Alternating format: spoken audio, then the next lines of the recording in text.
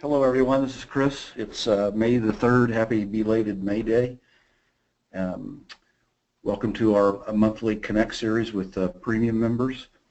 As a reminder, this is recorded, so I know if you're on here, maybe it's not a big deal, but if you really get bored and you want to hear it again, you can. And I'll try to go through. I always have probably too many slides, but there's always more stuff that I want to share with you than you have time for, but I'll try to keep up a pretty quick pace going through here. And if you're having any trouble, feel free. As a true Emily, they can chat in the lower right corner on that. And Rick and Emily are watching for some messages. So again, welcome everyone. Happy spring, and we'll go ahead and get started. As a reminder, at Kimball Charting Solutions, we're not a bull or a bear shop. We're bullish on opportunities, but we don't have any, we're not smart enough to have this blueprint to know exactly where this giant financial experiment's going to go. But we're having fun and got off to a really great start to this year, and some pretty neat inflection points that I want to share, with you right now or today to start off the 1st of May. We all know that it's time to sell in May and go away, and is that true? And what would make us feel that we should, and maybe what would not? So we're going to kind of cover both sides of the fence today, and so go ahead and get started and have some fun. I believe it does pay to keep an open mind, and then as Carl Sagan said, but not so open that your brains fall out. A few of you may think in the next few slides that Chris, either his brains fell out or he hit his head hard. But I want to, I was talking with one of the premium members. There's the book, The Little Book of Behavioral Investing. It's one of my favorite books. If you haven't read it, I'd encourage everybody to. It's an easy read. It's one of those that you can almost open the book at any point in time and just grab a chapter and just really enjoy it and run with it. I think it's Bruce Berkowitz that runs a Fairholme Fund. He talked in there about idea killers, and what a person should do is go try to find, if you had a thesis on what you think is going to happen or you want to take a position, he'd say you go try to find as many reasons that he could to go against his thesis, and if he couldn't in the end really convince himself otherwise, he'd take a position. So we're going to talk, right now about some bullish possibilities, or what if you had the foresight? So let's think back to the financial crisis, 2009, March low, that lower arrow. I've highlighted the high of 07 and the low of 09. And I suspected a lot of you on the phone in 09 thought, hey, the world's going to be fine and it's going to rally, and we need to think about where will the market run into resistance. So whether you thought that or not, this application is taking the 07 high and 09 low, and we applied a Fibonacci extension level, thinking about what could be a future price level where the S&P could run into some serious resistance. And so as we watch on the screen, years roll by, 2010, 11, 12, 13, 14, and then 15, the 161 fib you can see has come into play. And again, this is essentially, everyone just think about this, it takes the distance of the high and the low and then takes 61% of that distance and essentially just lops it over. And that's where the 61% difference comes in, the 161 level. And you can see that the market, once it's gotten near that, has essentially traded sideways for almost 2 years. And so what if, this is an open-minded exercise, what if the 161 fib would give way to the upside? Where's the next Fibonacci extension level? So for the S&P, it comes in at around 3,000. So that's roughly 50% above current levels. So I don't know if that sounds high to anyone, but I suspect when the S&P was at 666, the current level of 2,100 sounded fairly high. So not saying this is going to happen, but we have to keep an open mind, folks, that what if this is a long-term uptrend that the market has just regurgitated, tried to frustrate people, move sideways, bored the heck out of people for almost 2 years, building an upper-level base, and what if it takes it out? So if it would, obviously it wouldn't happen overnight, but if it would break above 161, this would be the next level that you would want to keep in mind for a large move to the upside if it would take place. So we'll apply the same idea to the Dow. This is the Dow on a monthly basis, taking the 2007 high and 2009 closing low. We watch life go by. breaks above the 2007 high, there's your 161 fib, and it's chopped sideways as well. Very similar patterns, Fibonacci applied extension levels to the same price points. And so the extension level for the Dow is roughly around the 18,000 zone. And just to let you know that if it would break out above that, the next fib extension level off the 2007 high, 2009 low, is about Dow 25,000. So again, somebody could make the case on the bullish side that the trend remains up. This is just a 2-year sideways movement, a consolidation in an effort to move higher. So is there any supporting evidence that it could take it out to the upside? You know, we've got a unique presidential election going on, and when I was, don't tell anybody, a little bit younger, a guy by the name of Ross Perot ran for president. He talked about lifting up the hood and looking underneath things. And so I kind of look at the AD line as lifting up the hood and trying to look at the action underneath. So this is the advanced decline line on the S&P 500 going back about a decade and a half to the peak in 2000, 1999, 2000. And you can see that in the upper right is the big continuation picture. The inset on the left is just looking essentially back on the last year. And you can see that the advanced decline line almost had what appeared to be a triple top, but it just ran into resistance. But then earlier this year, it broke above it. So the advanced decline line, when lifting up the hood and looking underneath on the S&P 500, is at all-time highs. Historically, that's not bad news for markets, and strength typically follows more strength. And so this is a positive aspect that you're seeing take place in the markets from the advanced decline line. This is, and thanks to Ryan Dietrich, good friend, Ryan is able to go in and take the advanced decline line on the New York Stock Exchange, which includes some closed-end funds, closed-end bond funds, and Ryan strips out all of those. So this is why you see it says common stock only, because the index is more than common stock. So we just want to strip out and look at the common stocks only. And so as you can see that even though the S&P is above all-time highs, the NYSE, the common stock only AD line, it's lagging some. It still has not surpassed the idea of sell in May last year. So we are at this point still at a lower level than a year ago. So for anyone that's bullish on a long position, you would want to see continued strength here and a breakout to form some form of a confirmation signal. I'll just be real up front. I'm not excitingly bullish because of this sideways range that we've got to take that out. Despite valuations, I would become more bullish from a pattern perspective, but also, you know, this is not where typical major tops come into play. Seeing this kind of internal strength, even though we're going to show some pieces that show that the market could be at a heavy price point, this is an indication that it's got to really start losing some more internal momentum before a person could probably take aggressive shorts and make some money there. So one of the things I wanted to kind of talk about was expectations versus reality. You know, when you think about, I got in the business in 1980, the market had went sideways for 16 years. Then we had the following years from 1980 to 2000 was the best 20-year period in all of American history, and the next closest 20-year period I think is half that big, averaged almost 20% a year. So it was easy for expectations to get set very high. I didn't think I was lucky at the time, but Sir John Templeton in the late 90s, he made the comment that he thought at best the market would be flat.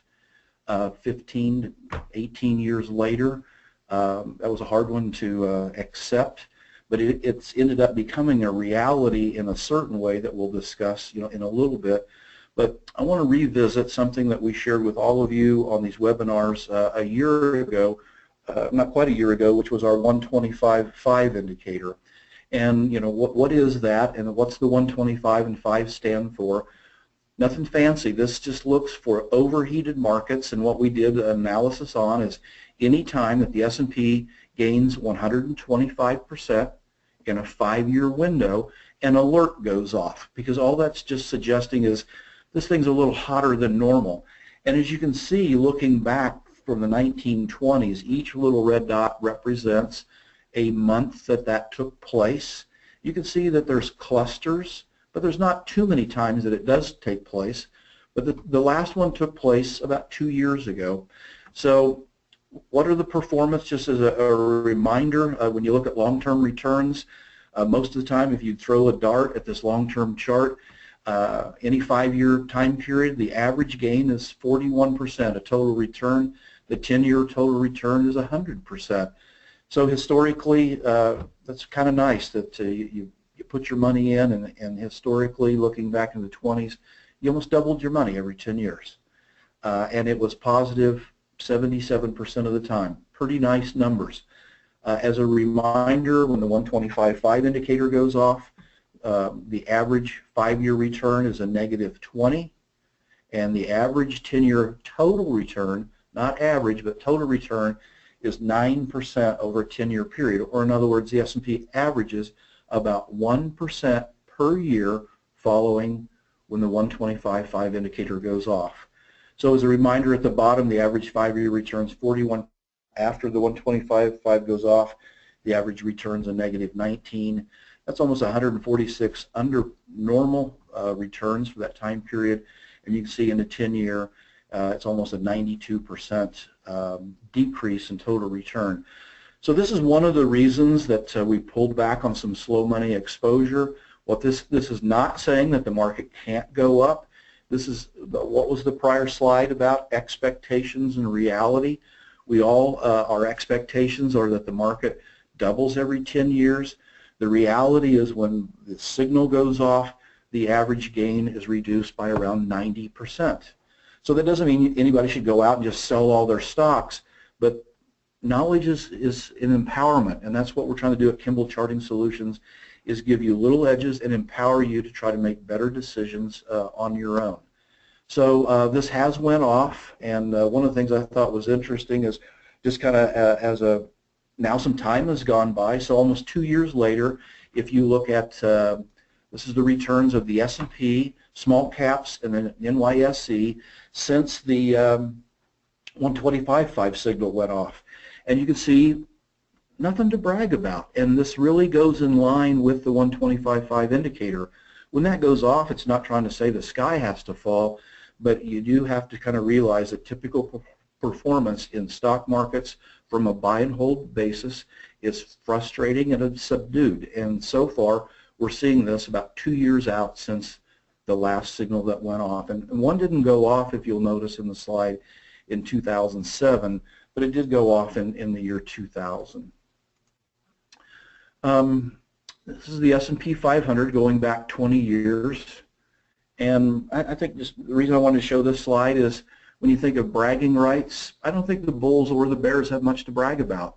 The market is essentially, this is a weekly closing chart. You can see in the upper right, the bottom of this range is roughly around 1850 to 1900 and around 2150 on the top side. So some of you might wonder why I haven't gotten too excited on positions heavily on the long or short side. And this is part of the reason is we're in the sideways range. And this range could go on for a while. But I'll tell you this, one guarantee in this business, this range will end. And the longer it goes on, the bigger the ending will become and the more exciting and opportunistic. So obviously above this range is a positive, and below it is also a positive as long as you are prepared. If you're a buy and holder and in long positions, and if that support range gave out, it might turn out to be rather frustrating. Since we're entering the sell in May and go away, I just thought just for a minute we'd visit where are the value, because this is the idea. It doesn't mean that a person should go out and sell things because it is May, but this is a reminder that we are entering the historically softer 6 months of the window for stocks. And so I just kind of wanted to look back on valuations. This chart comes from my good friend Doug Short at dshort.com, and it's a series of different valuation metrics. There's a lot of different ways to value the market, and I'm not trying to say one's better than another. One of the reasons I like this, it's a composite of 4 of them. And so there's Crestmont Research, their own PE ratio, the cyclical PE10, the Q ratio, and the S&P composite regression that Doug Short does. This shows how far above the norm each of these are. So the average of the 4 is 67% above average from a valuation perspective. The thing that sticks out to me is obviously this big hump in 2000, but let's just that didn't exist for a minute. We could just, Tinkerbell could come in and say that didn't happen. Where are we comparative to the rest of history? We can see 1929, the average composite was about 78% above value. We just hit 77 recently. 1966, the market went sideways after peaking in 66 for 15 years, traded sideways. You can see the average overvaluation at that time was 43%. So obviously we're half as high as 2000. If you would overlook 2000, or not necessarily overlook it, but the next, how does it compare after that? We're at 1929 levels and above 1966 levels. When you think of the financial crisis, you can see, or, whoops, sorry about that. Get a little trigger happy. But if you think about the 1982 low, I got into the business in 1980 when Reagan was president, or the financial crisis low in 2009, you can see how the valuation metric was much lower, than today, which was more conducive to accepting risk. I just kind of want to get this out. Just because these things are going on, no long-term bull market in American history has ever started from these valuations. But then you've got to throw an asterisk at the end of this sentence. That does not mean that current trends have to end. So this stuff is very much, I think we need to be aware of, but it doesn't have to dictate our positions. So from a valuation perspective, hey, we're above normal, and we're way above normal, but it doesn't mean a current trend has to end. So one of the things that last month, I apologize, I was under the weather, but 2 months ago when we had our Connect series, we highlighted that we ought to follow the leader, and at that time we were discussing that we thought society had become way too pessimistic about crude oil, and that it was due a rally, and if it did, it could pull stocks up with it. So our thesis at that time was that a popular delusion was taking place in oil, that it was drastically underpriced. And so in that webinar we looked at this chart, which is crude oil over the last 3 decades. This is on a monthly basis, and you can see a couple of potential support points were coming in. Again, this is a monthly chart, and these are very large reversal bullish wick patterns that took place. This is the chart that we showed in the premium webinar 2 months ago, that crude oil looked to be at support. You can see at that time it was trading at 33, and it got into the mid-20s. If you remember, I did a study on Google Trends that showed back when oil was high, how popular or easy it was to find articles that crude oil was heading to 200 a barrel. And 2 months ago, when crude oil was at $30 a barrel, it was very easy to find articles about crude oil going to 20. So both times were at somewhat extremes, and the market did the exact opposite of the popularity of articles that were taking place at that time. So we thought a rally was due, right here, due to support in these wicks. And also, I hope that a rally would do, because I felt like a crude oil rally was almost needed to stop some of the negative things that were taking place, around the world. So here's an update on crude oil. It's kind of interesting to me when you play with the numbers and math. If a person had perfect timing, which we did not, and we never do, but if you had perfect hindsight and you could buy at this bottom, it's kind of interesting that the damage was so big to the downside that crude oil has now, you can see these are monthly bars, because this was a flat month, rallied for 2 months. During that time period, including this wick, it was up 50%, but ironically it's only recovered 23% of the entire decline off the 2011 high. So it's at its first big fib test right here, and it's also at falling channel resistance. So at this time, crude oil has not proven that its trend is broken. It's created a series of lower highs and lower lows, and it's attempting to break that while it's meeting resistance. For the leadership that crude is, stocks to get above the resistance levels, the 161 fibs that we talked about earlier. I humbly believe that you need to have crude break this trend and get above, the level in the upper 40s where you see this black arrow. So right now crude is facing its 2-year falling channel resistance and the first Fibonacci test of this huge decline. This is a USO, which is the Crude Oil Etf, and you can see that it's facing triple resistance. This is a weekly chart.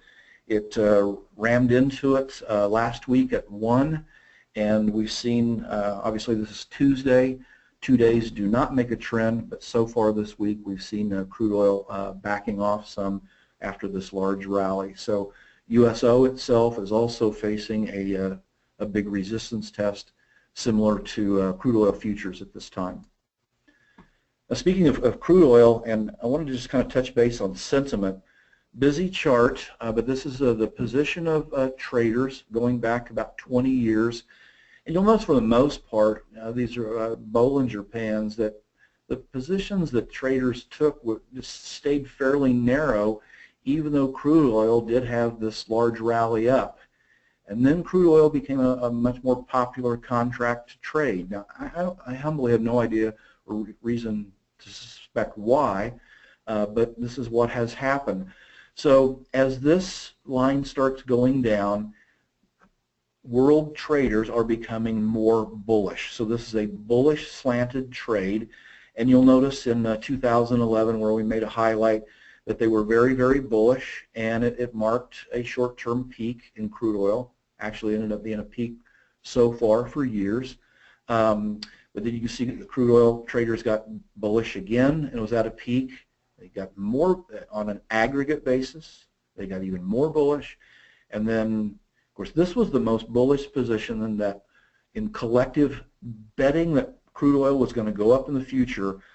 Unbelievable amount of cockiness that was taking place here, and then it reached new levels into 2014. This is where, if you're a premium member at the time, we did a spread trade of longing natty gas and shorting crude oil because of these extremes that were taking place. You'll notice then they got cocky again this last year, and then here is the current level.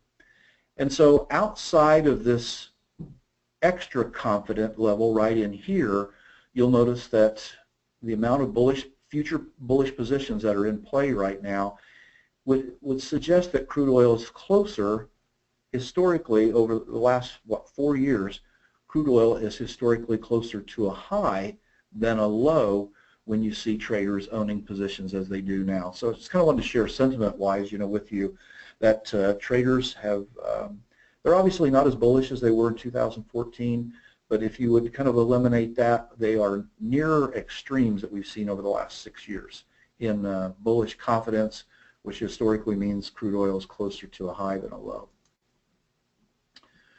So we know it's May. I've mentioned sell in May. You're probably sick of hearing it from a lot of places. But I just wanted to share with you, I sent this to you pre-market yesterday morning, which was an overlay of crude oil on top with the S&P.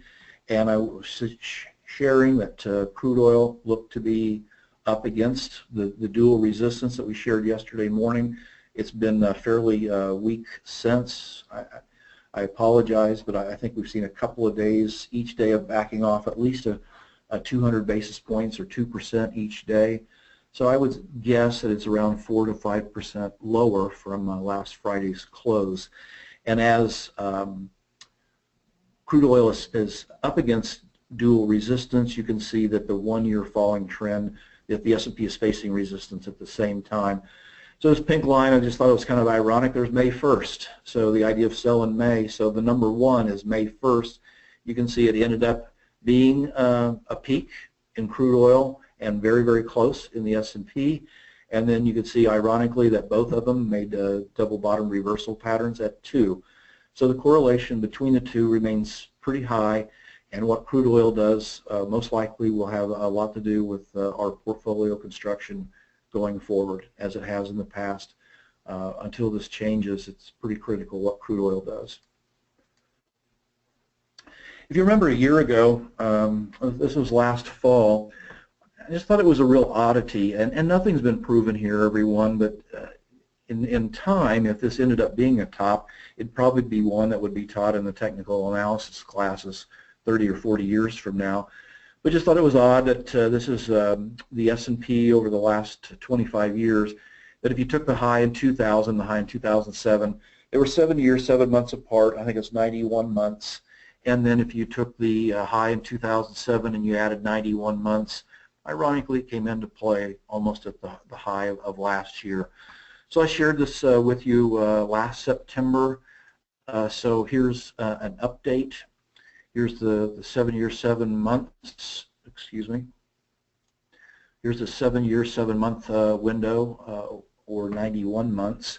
And here it is again. So you'll notice that the market has not been able to surpass that. This doesn't prove anything, but in time we do see some replication or duplication of time and your fib extension level also. So what's the odds that the market happened to peak last year at the 161 fib and at the exact time duplication of the 2007 or 2000 to 2007 highs? Also a couple of little small things that I noticed. This plus sign, this is on a monthly basis, looks like a doji star. Oftentimes those occur at significant tops. And then we just closed out a month and we can see it, we got another one going on. And so potentially we saw 2 doji stars within a 5-month time period just below key resistance. So we'll see if that ends up being something, but bottom line is these are, to me, odd and quirky patterns that could end up becoming very important for us.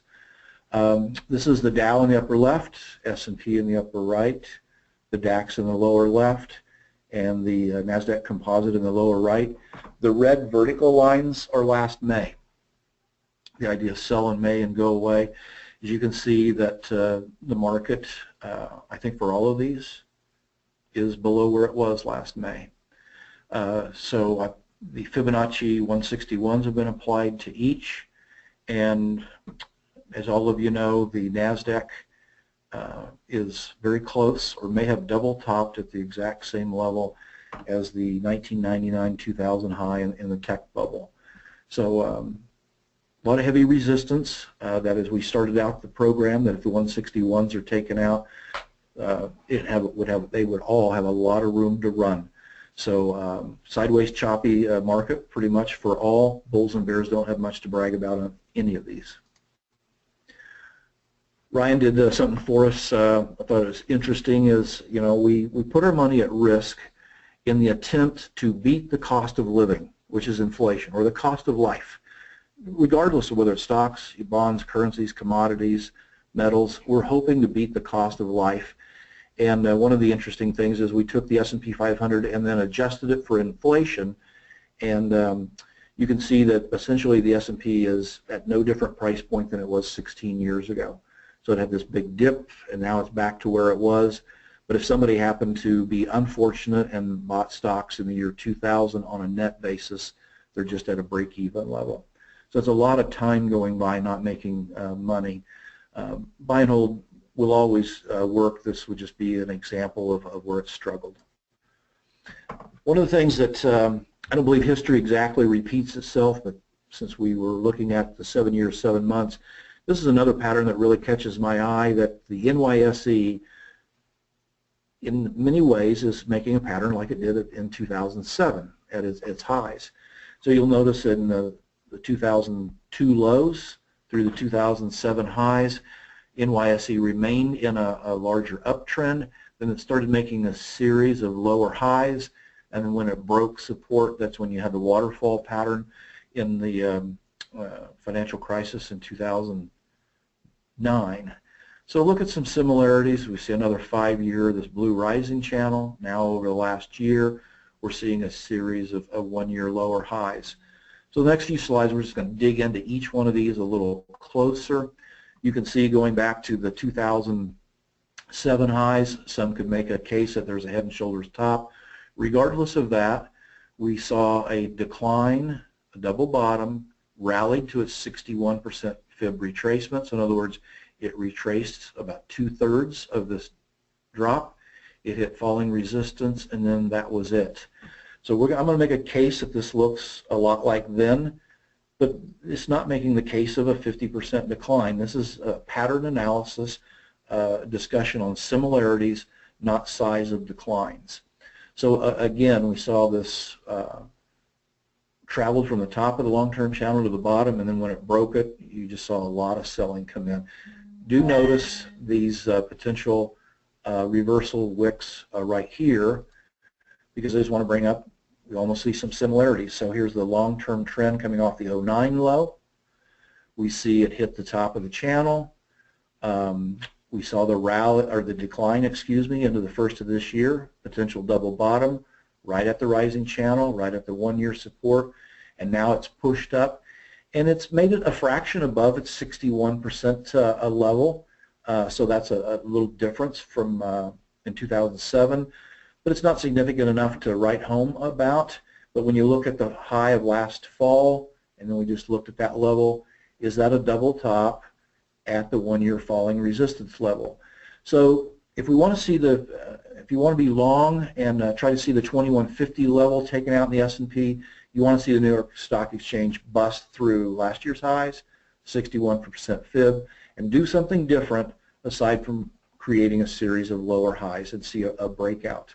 So not a good place if we'd see some weakness develop, because the patterns do look a little bit like the past. And again, that's not a prediction of the same equivalent of a decline.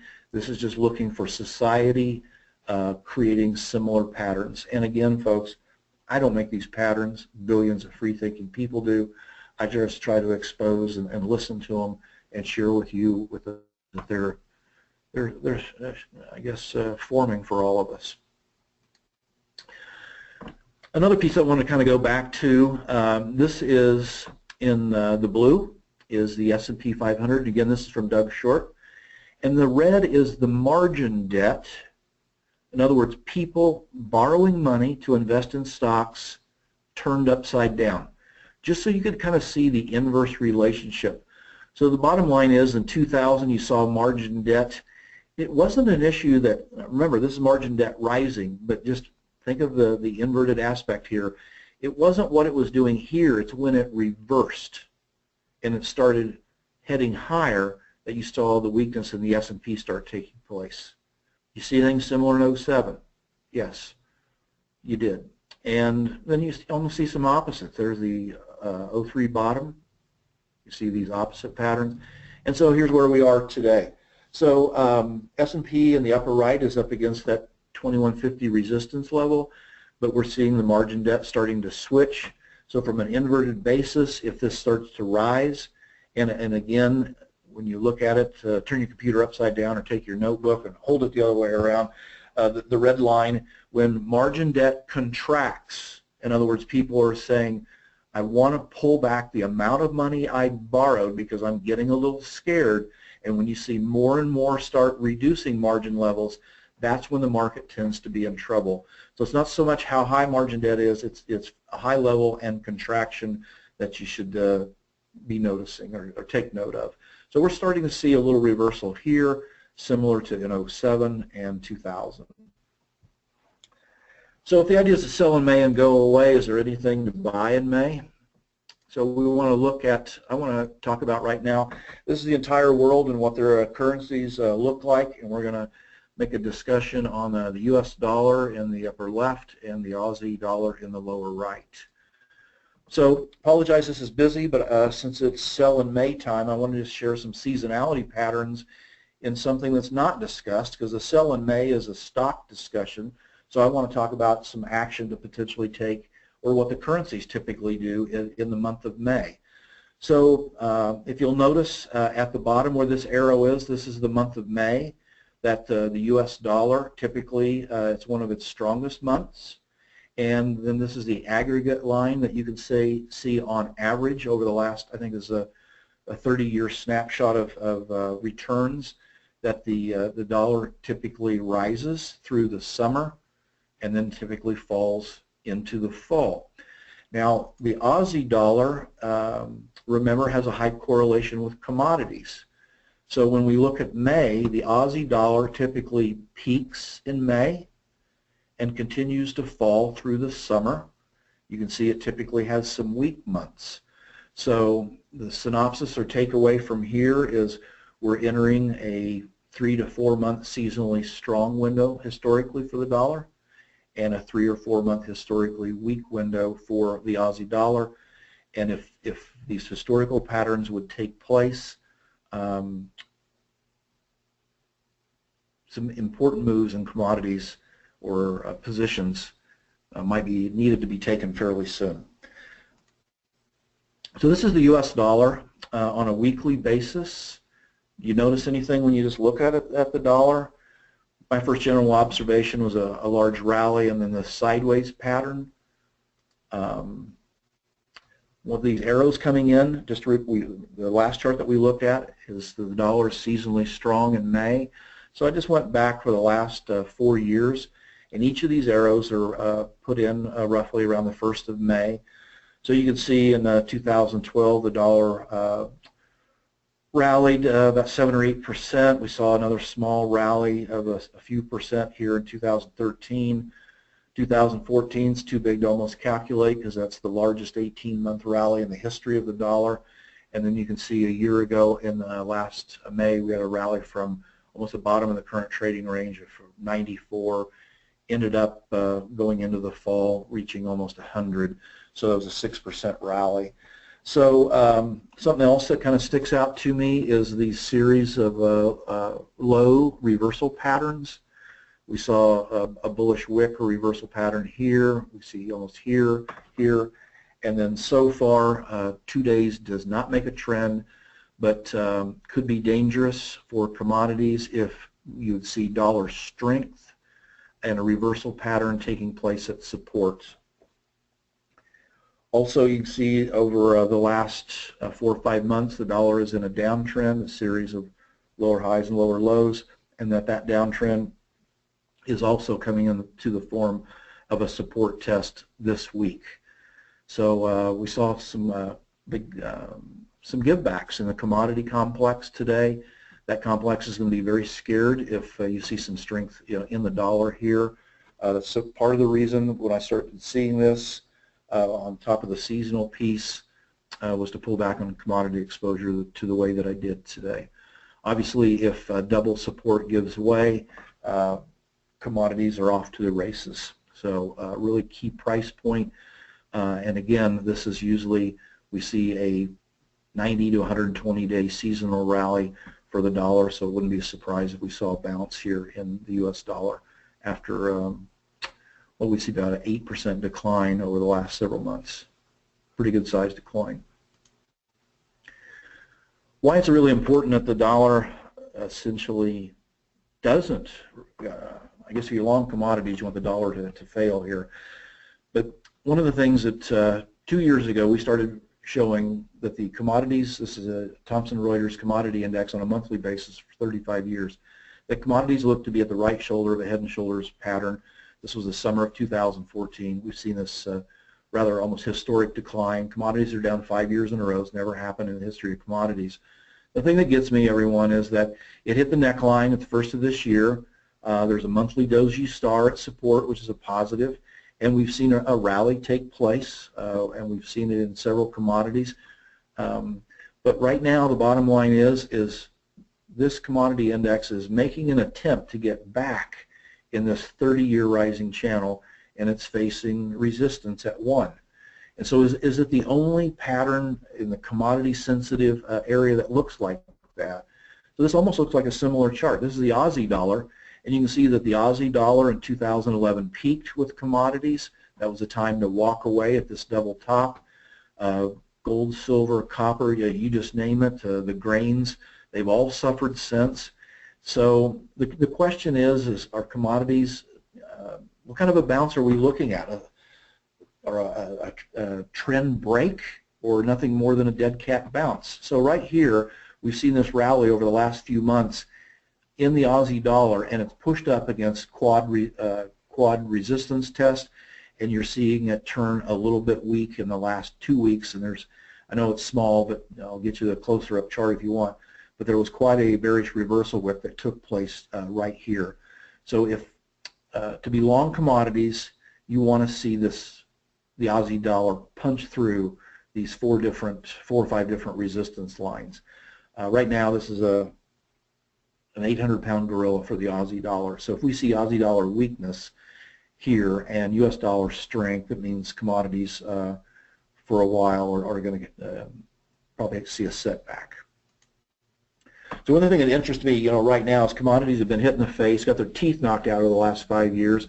120-day trend does not break a 5-year trend, and yet how do you think people in the commodities complex, do you think they're scared or they're confident and cocky? Well, it's kind of interesting. They're actually pretty darn confident for what little has taken place.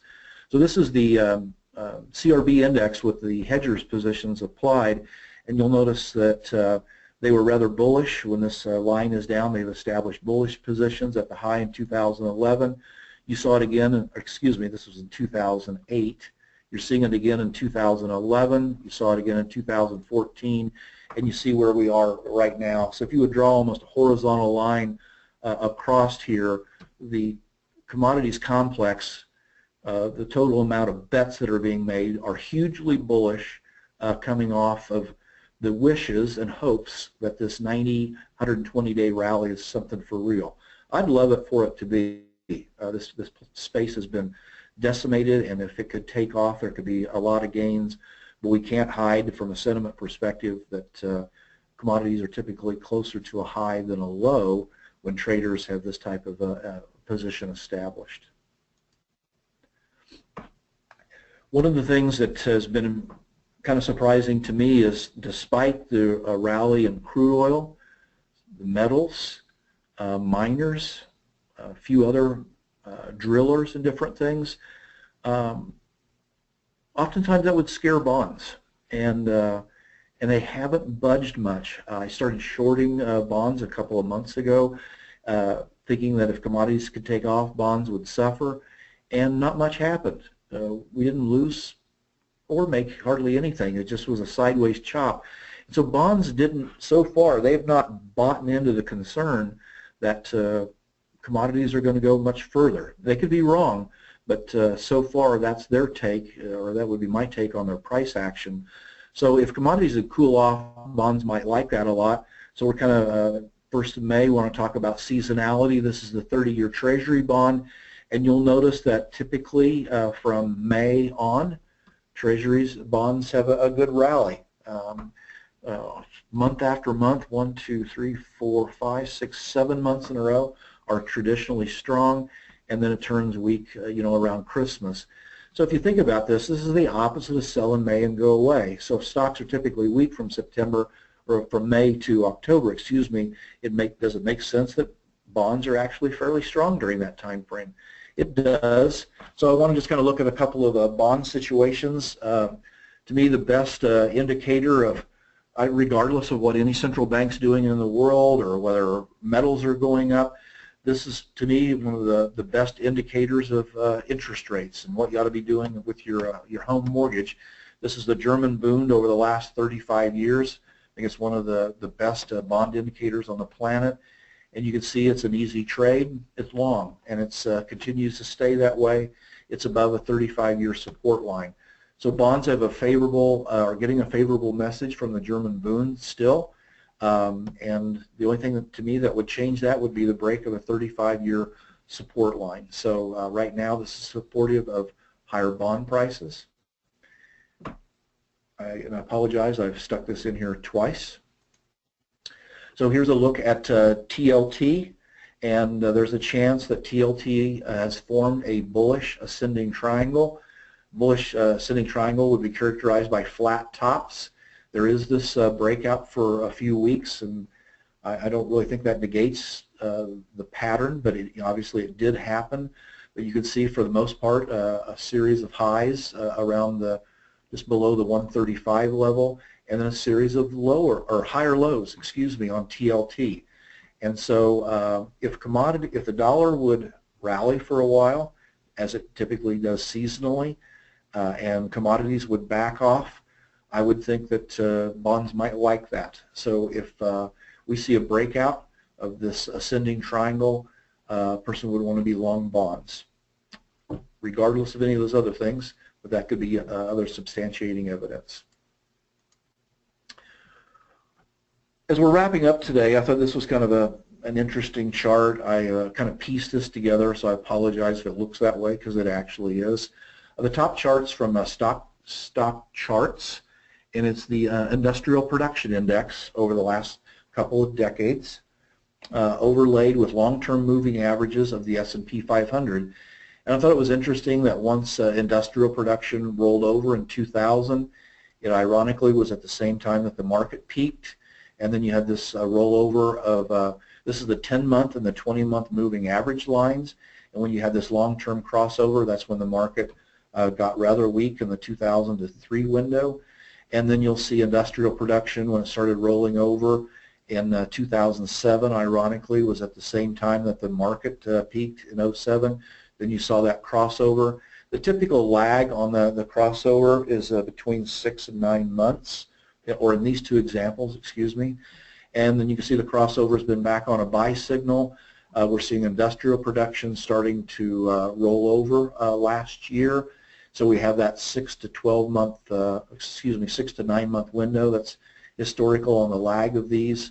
And it wouldn't take much. I mean, actually, I think we drilled into, you see the moving average has had a crossover take place. Bottom line is both of these lines are flat. This one just really caught my eye that industrial production had a fairly high correlation pattern-wise with the markets.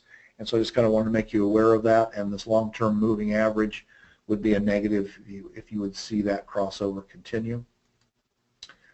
One of the places that if we do witness softness in the markets, I wanted to update on biotech. We've been long biotech for about a month, and then you saw me last week sell biotech, and I sold it at this black arrow, which was as biotech was potentially kissing the underside of this 5-year rising channel, and this what could be the neckline. There's potentially, this is a head and shoulders top, dual resistance here. So if biotech would continue to back off, it's been reflecting relative weakness since last year against the S&P. And so if we would see continued weakness here, this could be a really good shorting candidate if more weakness starts creeping into the markets. This would be one of my favorite shorts on stock weakness if that takes place. If any of you aren't bored enough of hearing from me today or other times, we've had some really nice comments about an audio interview. There was no charts to bore you with, but if you want to hear that audio interview, if you haven't, you can be found at soundcloud.com/stocktwits/Chris Kimball. So if you had any trouble listening to that, let me know. But thanks for all of you that have enjoyed it. Just kind of wanted a reminder that it's out there. It was a real honor to be interviewed by StockTwits. And speaking of them, for any of you that are in the Northeast, I would love to potentially meet you this fall. StockTwits has had their Stocktoberfest the last 4 years in Coronado Island at San Diego, and they're going to have it in New York City this year. Howard Lindzen, that heads it up, he had said that he wanted me to be very honored to be a speaker there again.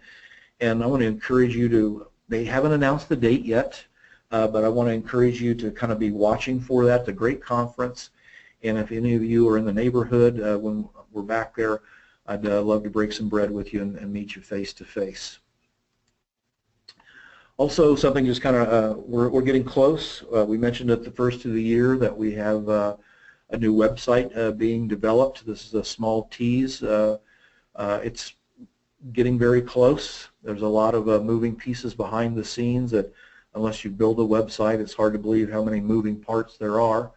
But we're getting very, very close to getting this done. So you'll see in the near future a new site, a new look to the blog. You'll see condensed, that you can see more blog posts in a smaller area. You're going to see a members area. Our goal is to be able to show you positions. And our future goal is also to deliver our weekly reports via the web. So if you have your smartphone, and when that's published, these reports will be even smartphone sizable. So we're really excited. The first of this year I didn't set a date because I know these things take longer. I'm not going to say a date today when it's going to be ready. I just know that it's getting pretty close. We've got a couple of people with Rick and Skip that have been doing a great job working their tail off, and I'm really excited for all of you to see it. The Member Center in time, I think, is something that you deserve, and I think it's going to be very exciting to have. So we're not too far away from that for all of the members out there. We highly appreciate all of you. So I just kind of wanted to wrap up today. How long have we had, Emily? So we have about 50 minutes today. There's many more things I'd like to cover, and we just will in the weekly reports. But again, I want to thank you for your time, and today, and even on the recording, just the time that you take to listen to it. We appreciate any feedback that you want to share on either side, bullish or bearish. And I think regardless, we've had really good opportunities this year. We've been able to take advantage of them as we're up here against resistance. I think the summer, I don't think it's going to be boring, folks. I think it's going to be rather opportunistic in several asset classes. So again, blessings to all of you, and thanks again. Take care.